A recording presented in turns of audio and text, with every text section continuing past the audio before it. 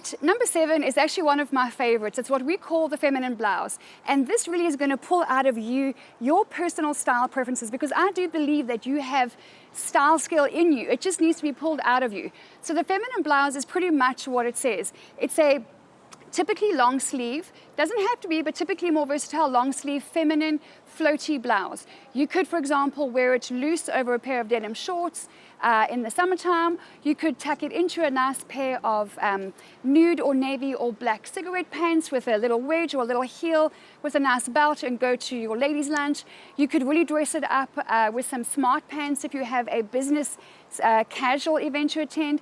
But basically, the style and the patterns and the colors are really all up to you. If you like a beautiful ivory, and I always say if you're blessed with dark chocolate skin and dark hair, then go for white, go for ivory, go for lighter and brighter colors, because you are meant to be a bold light on a hill that can be spotted in a crowd.